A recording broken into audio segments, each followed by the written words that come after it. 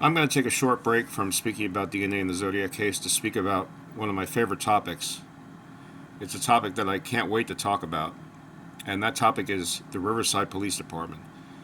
There are cynical and political police departments, and then there's RPD. RPD stands alone in its being cynical, useless, and completely political. They won't help anybody solve anything. They don't want to know who Cheri Jo Bates was killed by, I guess. It's been 57 years, and they haven't released one piece of holdback information that they may have to the public. They haven't done anything. The only thing that they do, and they do it with great emphasis, is to continually separate the Zodiac case from the Bates case to make sure that they're not in any way related to one another, so that they don't have to deal with anybody from the Zodiac killer case with regard to Cheri Jo Bates.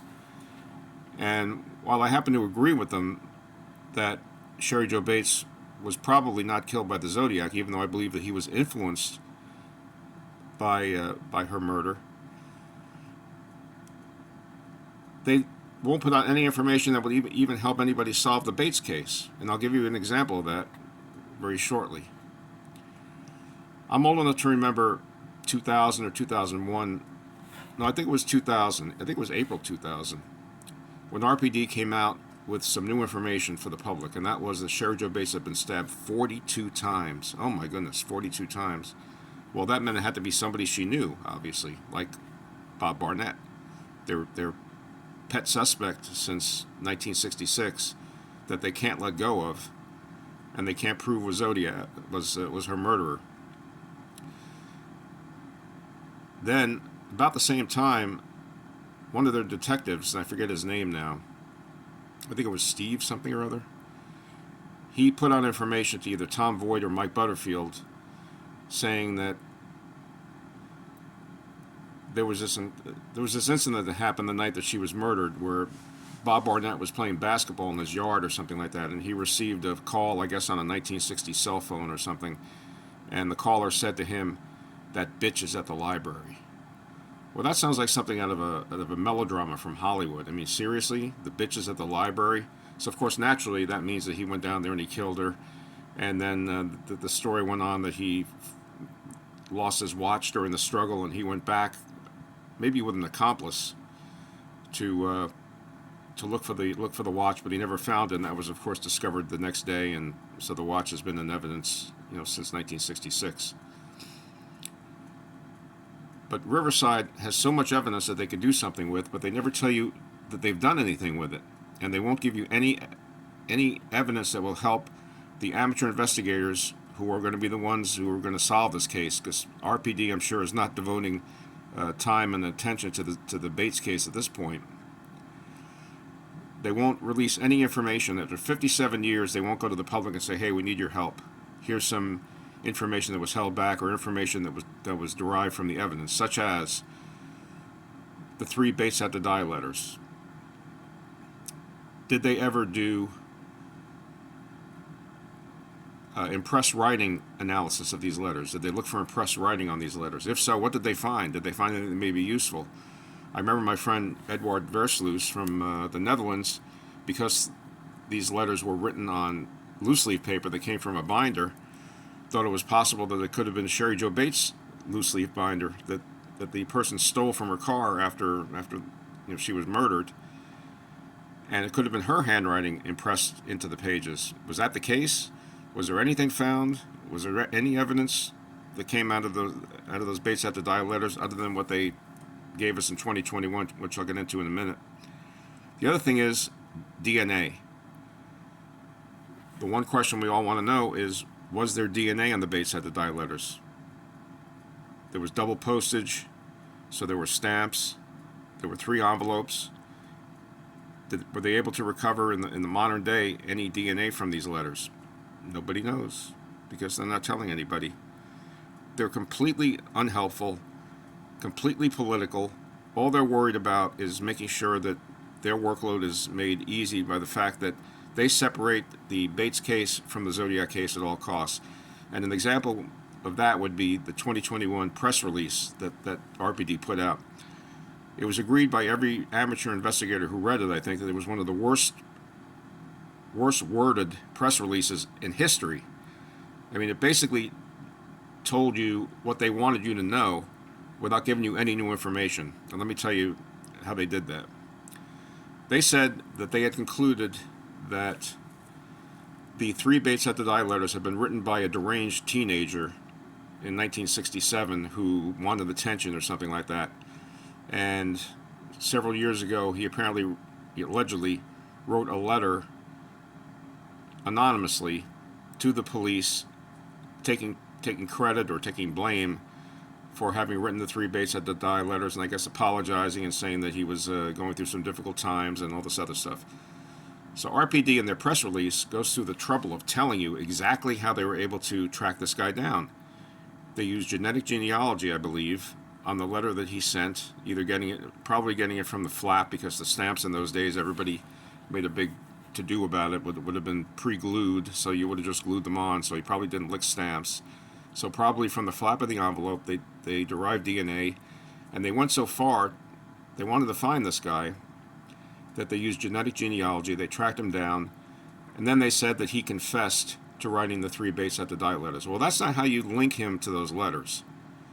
You link him to those letters by finding DNA on the 3 Bates Had to Die letters, and then matching his DNA to that DNA and saying, okay, he definitely, the DNA that came from this letter, this modern day letter, is the same DNA as is on the Bates Had to Die letters. Therefore, this guy definitely, the guy that confessed, definitely wrote the letters. That's the only way that you can definitely say that he wrote the letters, if you have DNA. And at the time that I read the press release, I thought to myself that these people intentionally did not tell you that they had found DNA on the Bates Had to Die letters because they didn't want to give you any new information. But I've been thinking about that recently, and because in telling people that there was DNA in the Bates Had to Die letters, I think they would have been afraid that there would be people calling up and writing them and emailing them and asking them to compare their uncle's, brother's, cousin's, nephew to that DNA because they're sure that he was the Bates killer, or they're sure that he was the Zodiac killer or something. But the more I think about it, the more I think that if they had to recover DNA from the Bates Had to Die letters, and they had compared it to the DNA from this other letter from this kid at the time in 1967, and it matched, that would be the end of the story. That would prove conclusively, without any question, that he had written those letters, and there would be no need for people to call up and say, compare my uncle's, brother's, cousin's, nephew to the DNA, because the DNA would have, he would have written those 3 letters, and the DNA would have matched his DNA from the modern times. So this has made me think differently about what they're actually saying in that press release. What they're actually saying is, I believe, that there was no DNA on these Bates Had to Die letters, that they looked for it, couldn't find it. Therefore, they couldn't conclusively say, yeah, let's close the book on this by saying that the Bates Had to Die letters DNA matched the DNA from this kid from 1967. They couldn't do that. And the only reason I could think for them not doing that is that there was no DNA on the Bates Had to Die letters. And that brings us back to Alan Kjell. Alan Kjell said that Zodiac did not lick his stamps in envelopes, and he probably used a sponge and water to apply the stamps and to seal the envelopes. Maybe that's the case for the Bates Had to Die letters. If so, that makes it even more likely, to me, that Zodiac sent those letters. Not that he necessarily killed Bates, but that he was influenced enough by those murders to have sent the Bates Had to Die letters. Now, the other way that they could have linked them to this guy is through handwriting, the handwriting on the envelopes, not so much on the letters because that was disguised. But let's say they compared this kid from 1967, his handwriting, to the Bates Had to Die letters handwriting, and found a match. Well, that's one match, but there was also a match between Zodiac's handwriting and the Bates Had to Die letters. So now you have 2 matches. So it's not conclusive. If all they have is handwriting, if all they have is his confession, it's ridiculous, because people confess to all sorts of things that they haven't done. Maybe he just felt like confessing to having written the letters when he didn't. And if there's no DNA to link him to those letters, and there's only handwriting, well, the handwriting can mean either he wrote them or Zodiac wrote them. And I think the Zodiac was heavily influenced by the Bates case. One example would be the fact that there were 3 Bates had to die letters. One went to the police, one went to the press, and one went to Joseph Bates, Cheri Jo's father. When Zodiac wrote his first letters, he wrote 3 letters.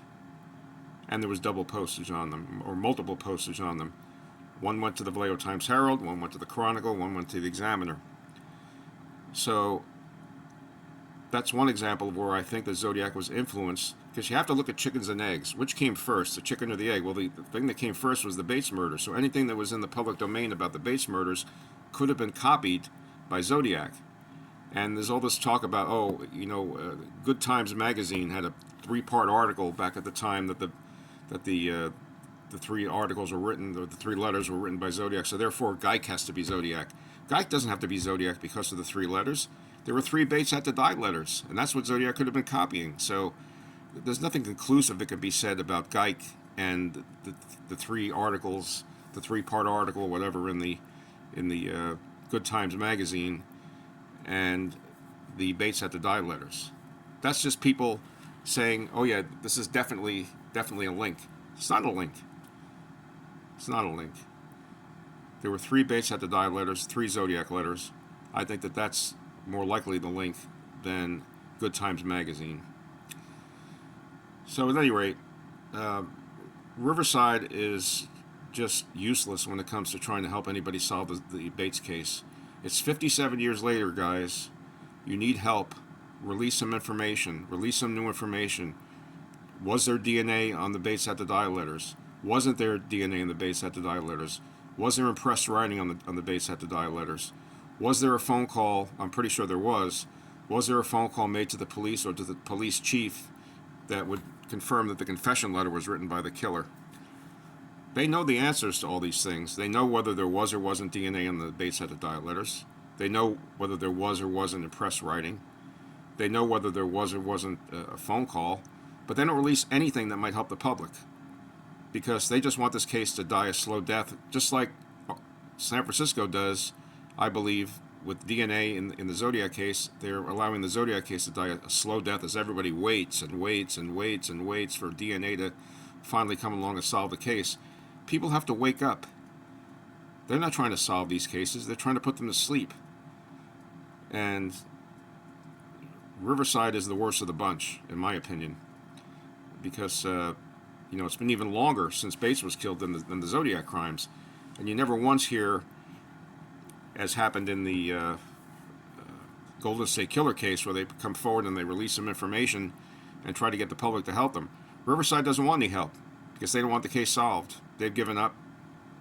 They've buried it. It's a cold case. They want it to go away. They want people like me to die off and just leave them alone.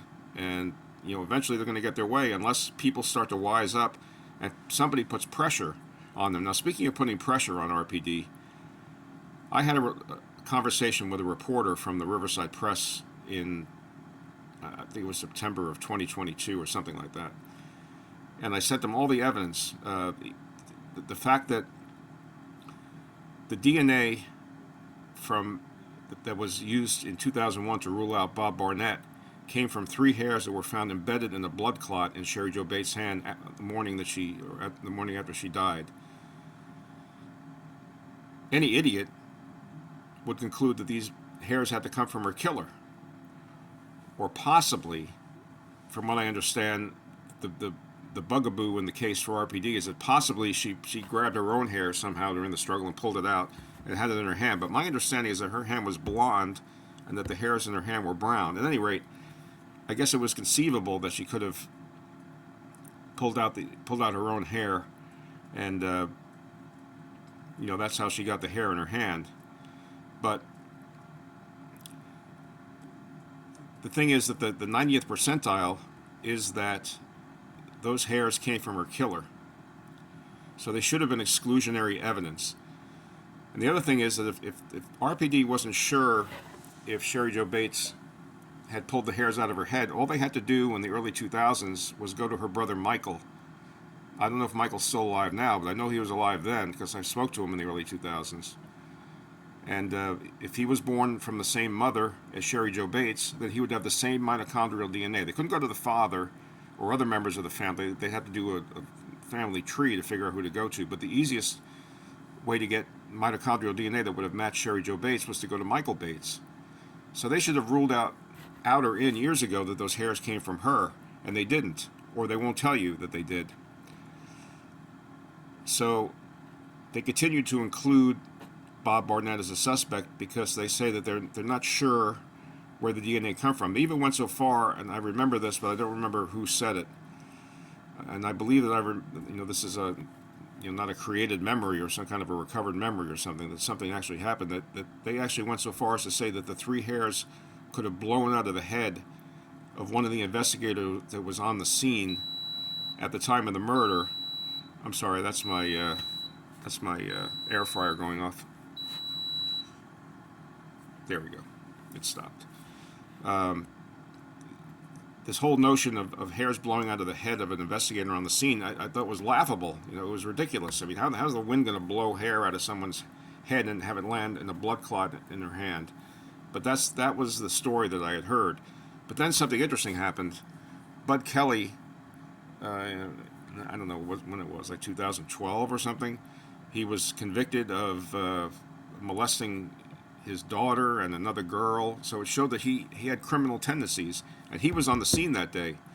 What I'm thinking may possibly have happened, just as a possible scenario, is that once they developed the DNA from Cheri Jo Bates, or the FBI did, somebody, they went back to all the investigators that were on the scene that day and got their DNA just to make sure that they were ruled out. And lo and behold, Bud Kelly matched. So they either had a choice of saying, well, Bud Kelly killed her, or something weird happened, like Bud Kelly's hair blew into her hand. And they probably couldn't conceive of the possibility. I mean, the worst thing would be if they covered it up, but that maybe they just couldn't conceive of the possibility that one of their own killed her. So they concluded that the hairs must have blown out of his head into her hand while he was on the scene. But I think that Bud Kelly is someone that they definitely have to look at as the murderer of Cheri Jo Bates. And of course, there was the other thing that came up, and that's from Graysmith's second book, and that's where he changed the car that was parked behind Cheri Jo Bates from a Studebaker to a Tucker torpedo. I mean, a Tucker torpedo was so rare that would be a valuable clue to find out that there was a Tucker parked behind Cheri Jo Bates' car as opposed to an old Studebaker. A Studebaker, there were thousands of them, and you wouldn't be able to do any legitimate analysis or investigating based on the presence of a Studebaker. But the presence of a Tucker torpedo, that would be different. And I immediately seized on that and started doing research. There were only like 71 or something Tucker torpedoes, and most of them, were in different parts of the country. There's only one, I think, that I worked out that would have been conceivable to have been the one that was behind Cheri Jo Bates' car, and I think it wasn't very well maintained. I think it was owned by a young kid, so it could have had oxidized paint on it for all I know. But at any rate, my friend Jim Dean went back to Robert Graysmith and contacted him a couple of years ago about this. And Graysmith allegedly looked through all of his sources and couldn't find what the source was for him to change, out of the blue, the Studebaker to a Tucker torpedo. But Graysmith said this, and I haven't forgotten it. He said that he knows nothing about cars. So if he changed it from a Studebaker to a Tucker torpedo, there must have been some reason, because he doesn't even know apparently didn't know what a Tucker torpedo was. He was just writing down something that somebody told him, but he can't remember where it comes from or who said it. So the Tucker torpedo ended up being a dead end. But if Graysmith didn't know anything about cars, then it's conceivable that there was some source for it at some point, but Graysmith can't find it. At any rate, that's all I have to say about RPD. I just think that they're the most cynical, the most useless, the most political police department, even maybe worse than SFPD, and that's saying a lot. So anyway, I'm going to pick up with the videos on Zodiac DNA again next time. Bye.